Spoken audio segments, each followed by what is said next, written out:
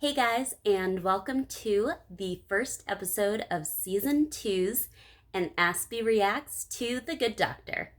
So today I wanted to focus on two main plot points from the first episode. The first is going to be shorter because it was a smaller plot point. The second is kind of from an overarching theme from the episode. So without any further ado, the first topic I want to discuss is the idea of social scripts. So, for anyone who's not well versed in how therapy is done for people who have difficulty with socializing, people who are on the autism spectrum, anything of that nature, there is something called a social script. And a social script is basically what it sounds like. It's a script or a way of behaving in certain social situations. So, for example, there's a social script for going to a restaurant. You go into the restaurant, you tell the hostess how many people are going to be at your table. They either sit you right away or they ask you to have a seat and they'll call you back up when your table is ready. Once that happens, you go and sit down, you receive your menus, the server comes over and introduces themselves. At that point, you're either going to tell them you need more time or you know what you would like to order. There's a script and you follow that script throughout the entire social situation. Well, in one of the first scenes of the episode, Sean was tasked with something that immediately made me say, oh no, there is no social script for this.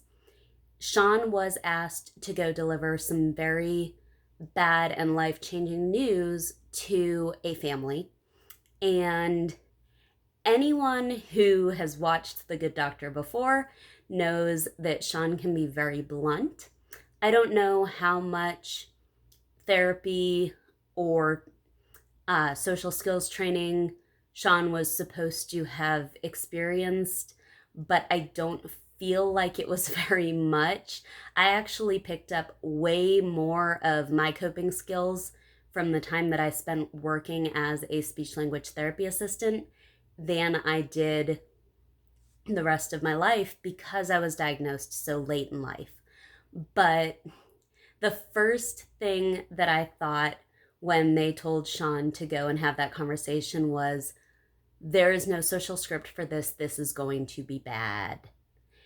And it was certainly very interesting because Sean did not want to have the conversation. You could tell that he didn't want to have the conversation. And so immediately his brain went to, what can I do that someone else can't?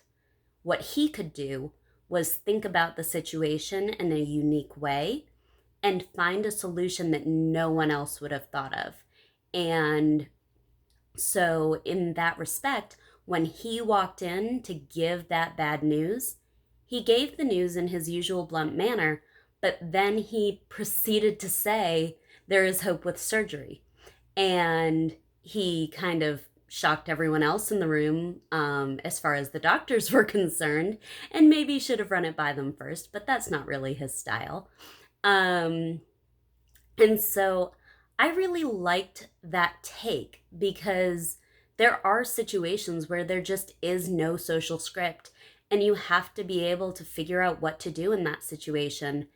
And I would definitely say finding a way around that social situation is way easier than trying to wander through the weeds yourself. The other main thing that I want to touch on in this video is the idea of Sean's first date. So throughout the entire episode, we get short flashes, short tellings of various pieces of Sean's first date. And he keeps saying that it was horrible. And everything that he's saying seems not horrible. You know, he'll say something that's about to be a disaster and then he makes it okay. And it got to the point where I kind of felt in my head like I knew where it was going. And it went exactly where I thought it was going.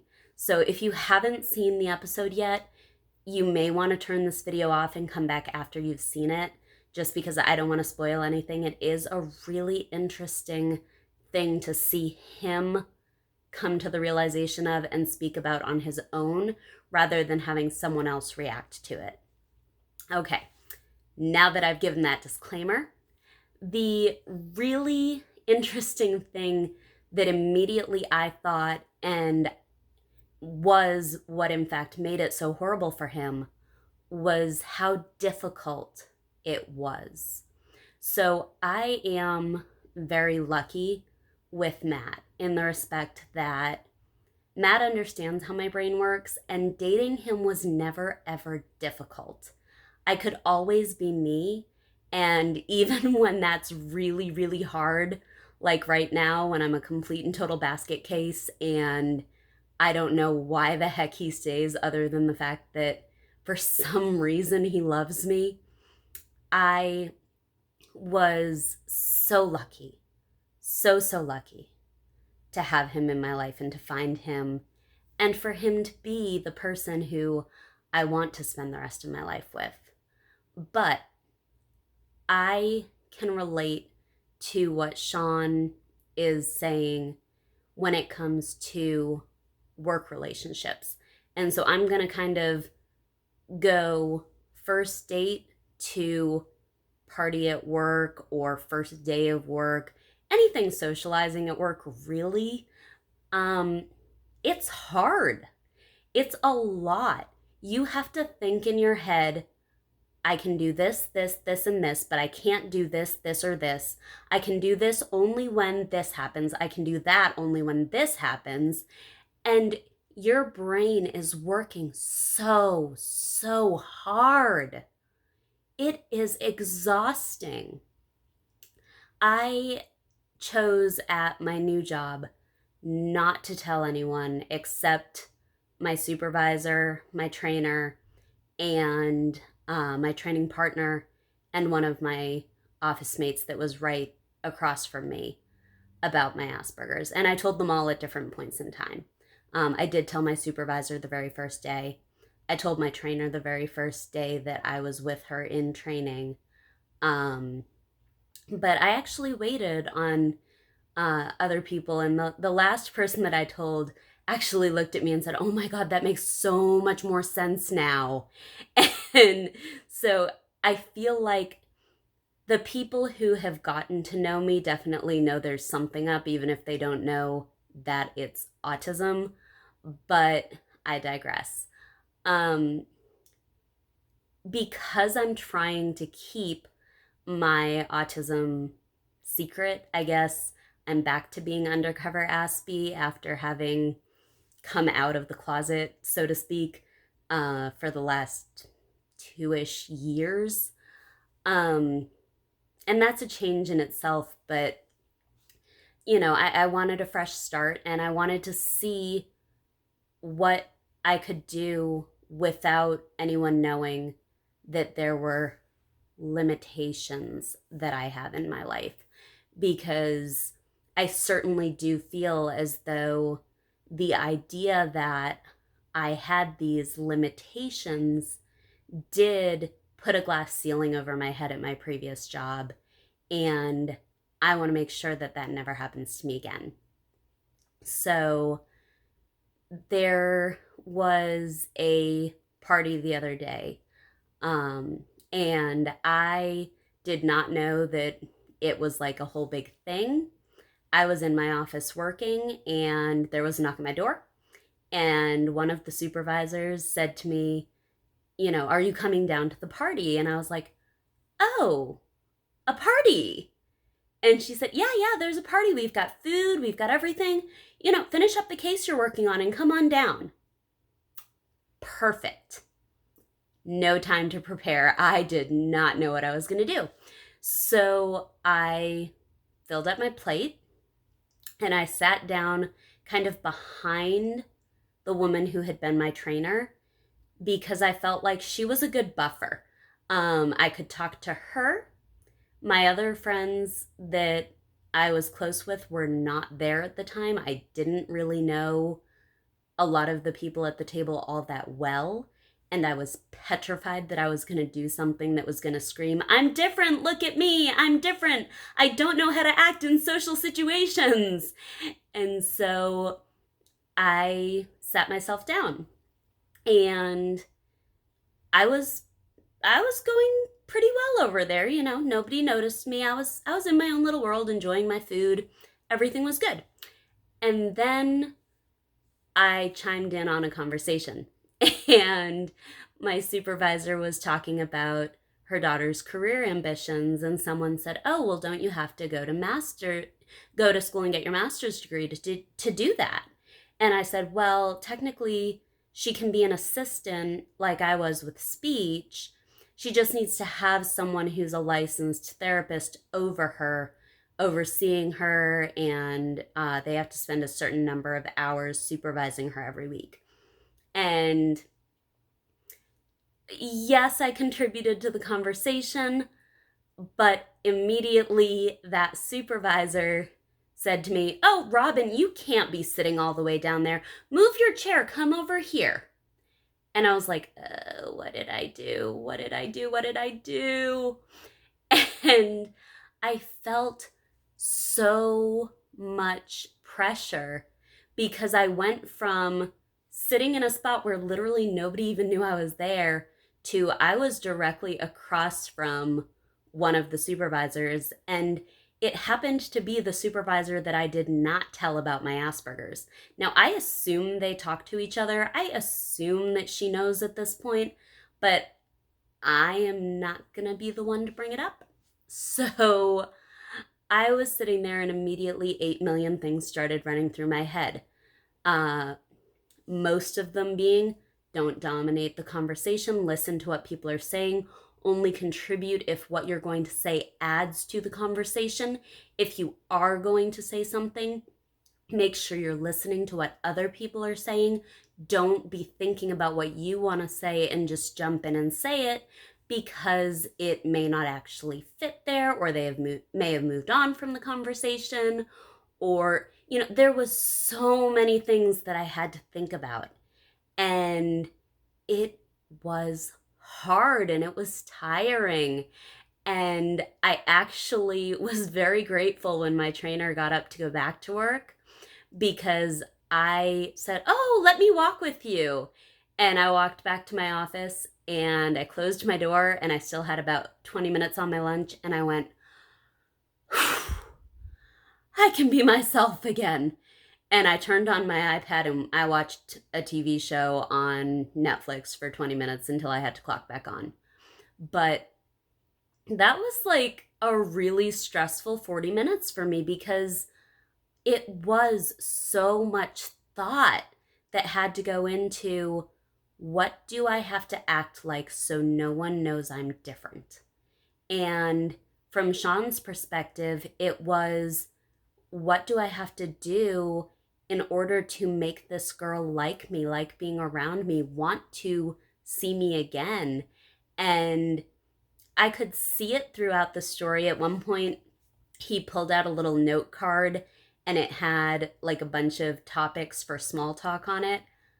I did not know how to make small talk until I was like 24 years old. I went to a training course for salespeople, and that's actually where I learned to make small talk.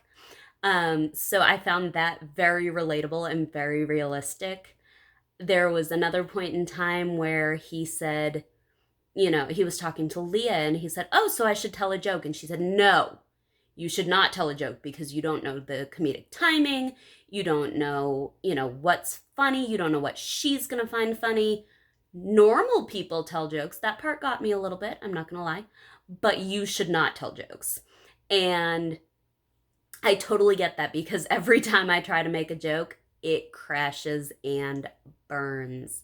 I'll say something and just either get a look or get a huh, or my all-time favorite is the absolute silence. And then I go, I was making a joke. It's not funny, never mind. But in my mind, it's funny. I mean, it's not funny to them. And so, I really related to that as well. There was just a whole lot. And I think the the end was the most interesting because it was we saw Sean's first kiss. And for anyone who doesn't know, many, many, many people on the autism spectrum do not like to be touched. Now, I am of the perspective that there's two different types of touch. There's wanted and unwanted touch. And I'm perfectly fine with wanted touch. Like if I come home and Matt, my boyfriend, is sitting at the computer and he gets up to give me a hug and a kiss and welcome me home. That is wanted touch. When I get off the airplane and see my mom for the first time in 8 months and run and give her a hug, that is wanted touch. Versus someone grabbing you on the back to get your attention. Unwanted touch. I didn't know it was coming. I didn't want it to come, and I don't want you touching me, lady. I don't know who you are.